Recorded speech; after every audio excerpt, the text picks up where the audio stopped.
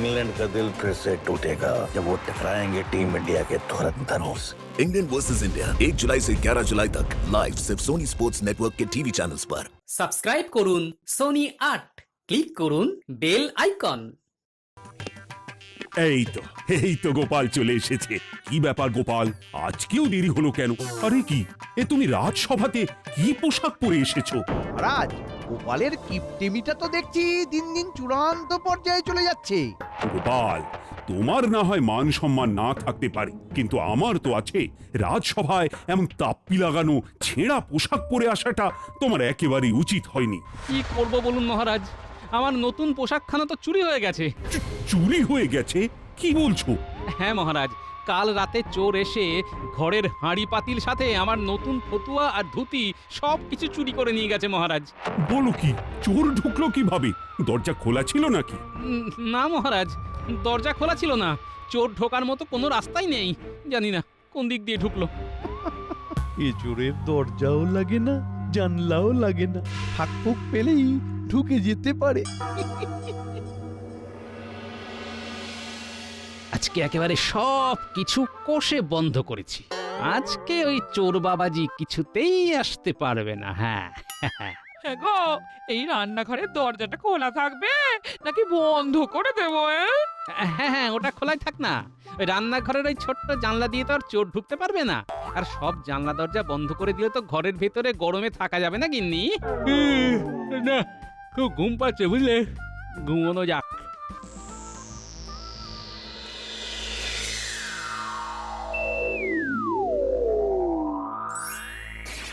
আজকে আর হাঁড়ি কুড়ি খাবো না। কাল খেয়ে পেটটা কেমন যেন গুড়গুড় গুড়গুড় করছিল। যাই, যেই কাজে এসেছি সেই কাজটা আগে করি গিয়ে। এ বাবা, এ তো দেখছি তাপ্পি লাগানো ফতুয়া। এই তাপ্পি লাগানো ফতুয়া চুরি করতেও আমার লজ্জা লাগছে। কি করব, মালিকের হুকুম। কি গোপাল, তোমার কি অবস্থা? কি করব বলুন মহারাজ, যাও একটা জোড়া তালি দেওয়া পোশাক ছিল, তাও কাল রাতে চুরি হয়ে গেল।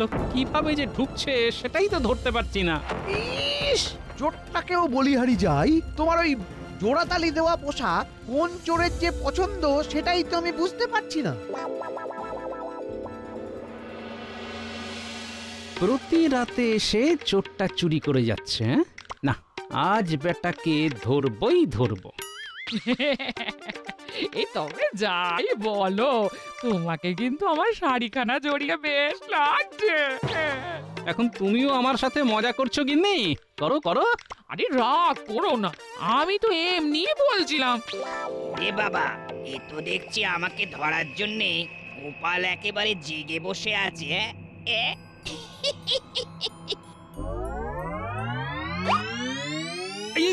আরে আরে, আমার গামছা, আমার গামছাটা কোথায় গেল?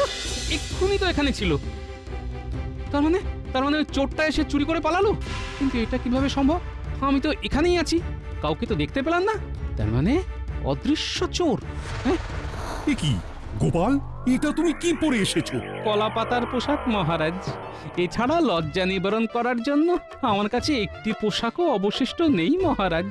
তার মানে কাল রাতেও চোরটা এসেছিল? হ্যাঁ মহারাজ, আমার গামছাখানা চুরি করে নিয়ে গেছে। তাহলে তুমি ওকে ধরছো না কেন? চোরটাকে আমি দেখতেই পাচ্ছি না। এদিকে জামা কাপড় চোখের সামনে উধাও হয়ে যাচ্ছে। দেখো গোপাল, কোনো অশরীরী নয় তো? এই মন্ত্রী, এসব তুমি কি বলছো? না, আমি কিছুই বলছি না মহারাজ। গোপাল যেমন বর্ণনা দিল সেই পরিপ্রেক্ষিতেই বললাম। ঠিক আছে গোপাল, এত চিন্তা করতে হবে না। আমি তোমাকে কিছু অর্থ দিচ্ছি, তুমি ওই দিয়ে একখানা ফতুয়া আর একখানা ধুতি কিনে নিও। এই সব পরে আবার থাকা যায় নাকি?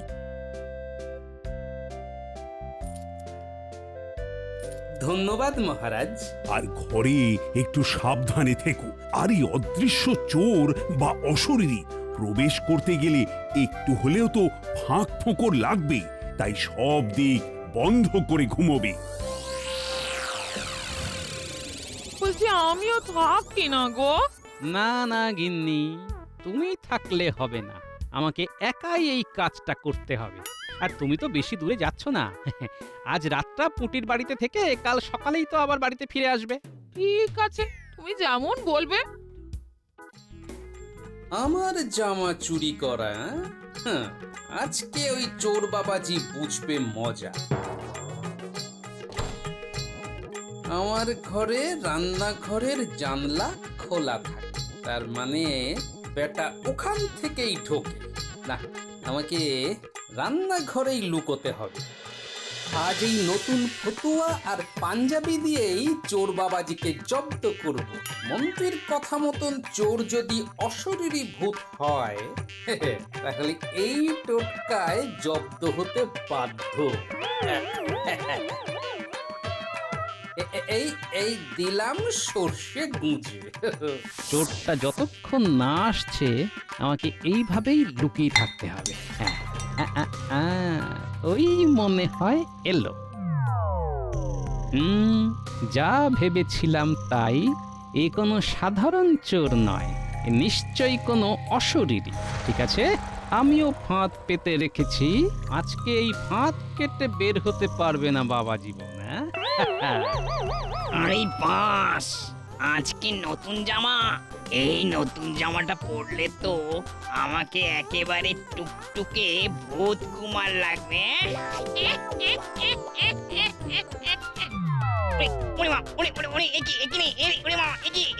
আমার সারা শরীর এমন জ্বলছে কেন? এই মরেছে। বাবারে বাবা, এই জ্বলে গেল আমার সারা শরীর পুড়ে গেল।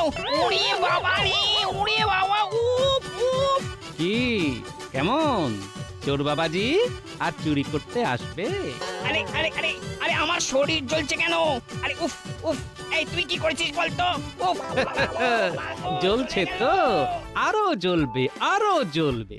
আমাকে আমাকে ছেড়ে দে গোপাল, নইলে নইলে এর ফল কিন্তু ভালো হবে না, এই আমি বলে দিলাম।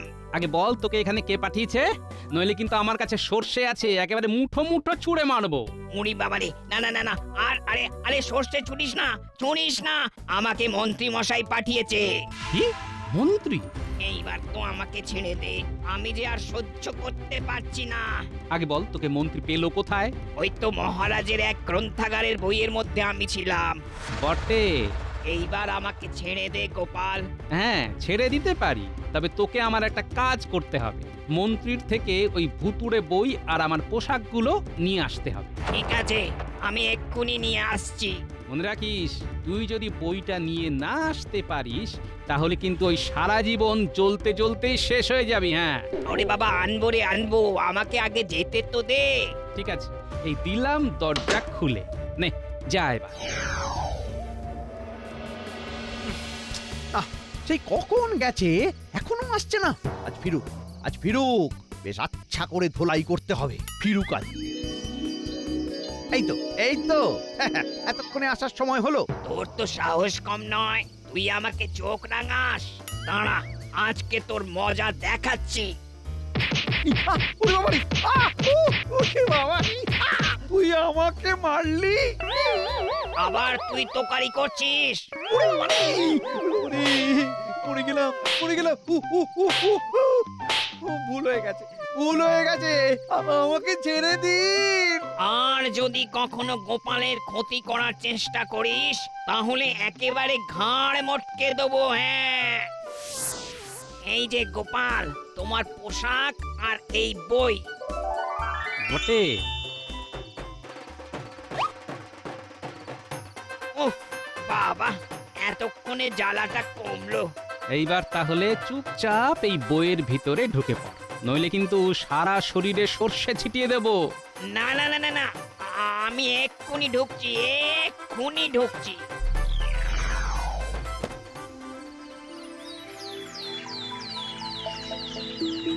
বাবা, এতদিন পর গোপালকে ফতুয়া আর পাঞ্জাবিতে দেখতে পেলাম। তা গোপাল, চোর ধরতে পারলে? হ্যাঁ মহারাজ, এই যে এই বইয়ের ভেতরেই রয়েছে। সে কোনো সাধারণ চোর নয়, সে এক অশরীরী। কি বলছো, অশরীরী? আর তাকে পেয়েছিলেন মন্ত্রী মশাই সেদিন গ্রন্থাগারে।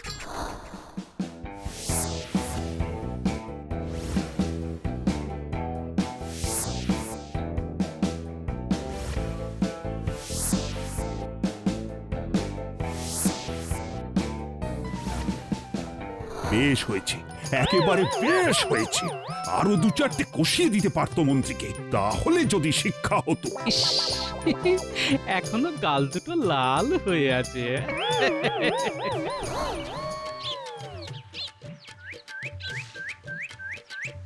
ব্যাস সব শেষ। না থাকলো কোনো ভুতুড়ে বই, আর না থাকলো ভূত। কাকে ধরতে হবে গো? কে বেরোবে? আরে কিছুই তো বুঝতে পারছি না। আমি তো যেতে পারবো না, আমি তো মন্ত্রের ফাঁদে পড়ে আছি। যা বাবা, তাহলে তুমি আমাকে কি সাহায্য করবে? ও গোপাল দাদা, গোপাল দাদা, আচ্ছা তোমার কি হয়েছে গো? কার সাথে কথা বলছো? কে কাকে সাহায্য করবে? সব এসে বলবো, এখন আমাকে যেতে হবে ভোলা। খপ করে ধরতে না পারলে আমার জামাইয়ের ঘাট থেকে নামবে না। চললাম গো, তুমি বাড়িতে গিয়ে অপেক্ষা করো। ঠিক আছে। গোপাল দাদার কি মাথা খারাপ হয়ে গেছে? কি সব উল্টো পাল্টা বকে গেল। যাই গোপাল দাদার বাড়ি যাই, দেখি।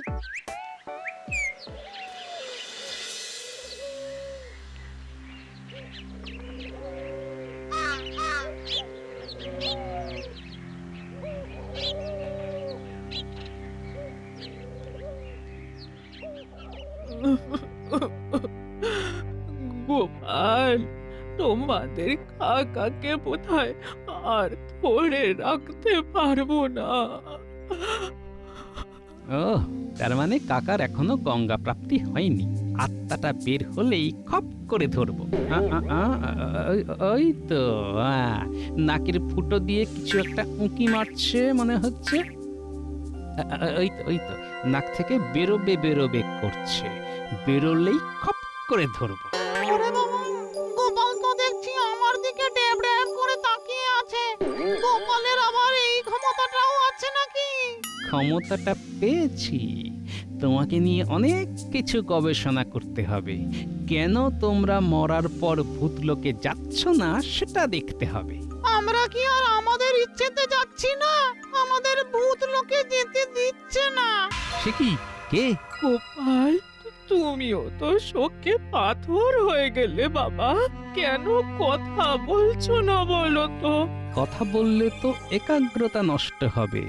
এখনই আত্মাটাকে ধরতে হবে। কে এদের ভূতলোকে যেতে দিচ্ছে না সেটা দেখতে হবে। এই যা, বেরিয়ে গেল। এ কি হলো গো? পালাবি কোথায়? আমি আসছি গন্ধ শুকে শুকে, তারপর দেখাচ্ছি মজা। কোথায় যাচ্ছি জানি না, টানে চলেছি।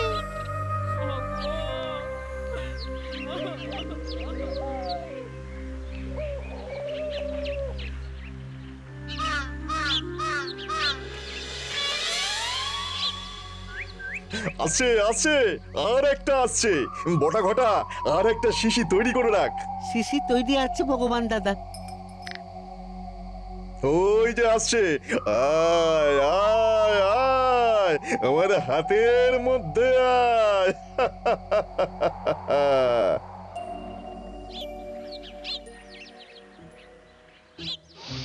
এ কি রে বাবা, এ তো দেখি বটা ঘটার বাড়ির দিক থেকে গন্ধটা আসছে।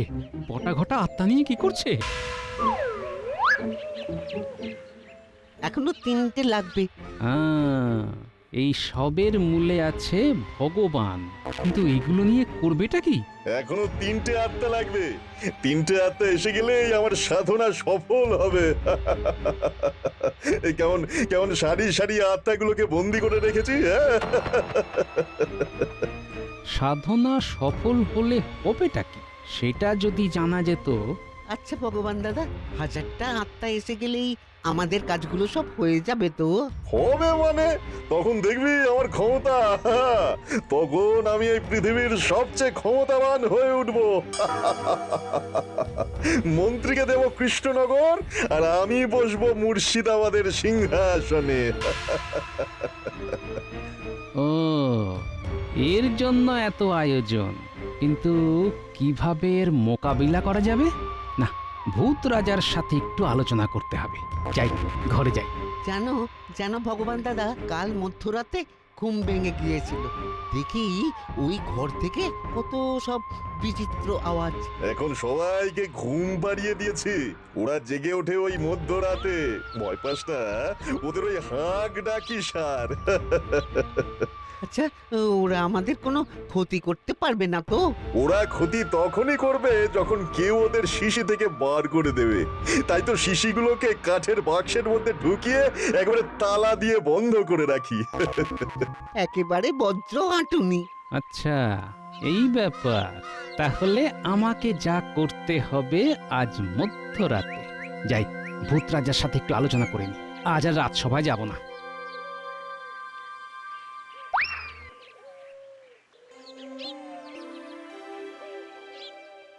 বলো প্রহরী, কি খবর? গোপাল দাদা বাড়ি থেকে বাজার করতে গিয়ে আর বাড়ি ফেরেনি।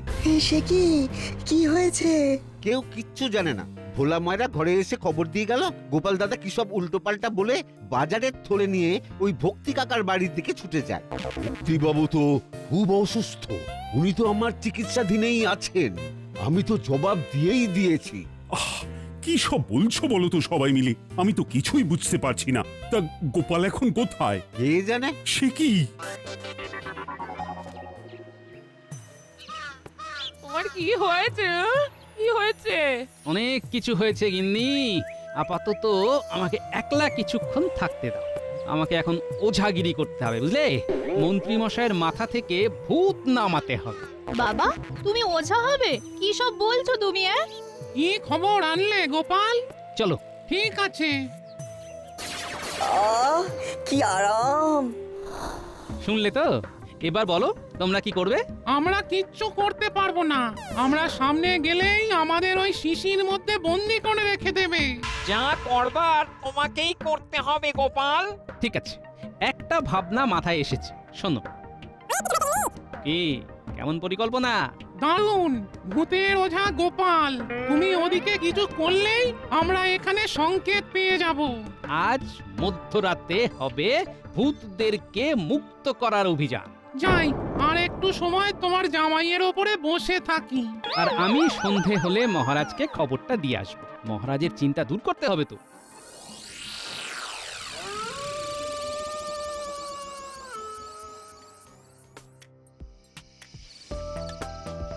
কি খেলা দেখাবে গোপাল? খেলা নয়, নাচ মহারাজ, ভূতের নাচ। উফ, তুমি যে কি চিন্তায় ফেলেছিলে না! সন্ধেবেলায় তোমাকে দেখে দরে প্রাণ এলো। একটা বিরাট অঘটন ঘটতে যাচ্ছিল। ভাগ্যিস ভূত রাজা আমার ঘাড়ের উপর চেপে বসেছিল। তাতেই তো জানতে পারলাম সব। চলুন না, সব দেখবেন। চলো চলো, চর্মচক্ষে ভূতের নৃত্য দেখবো।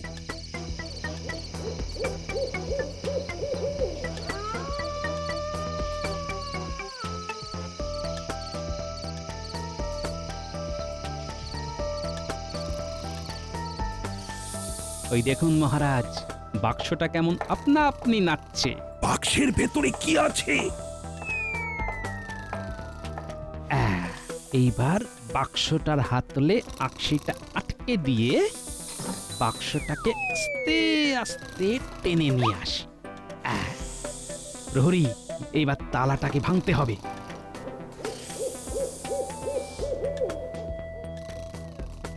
তোমার বর্ষার ফলাটা দিয়ে চাবির জায়গাটায় চাপ দাও।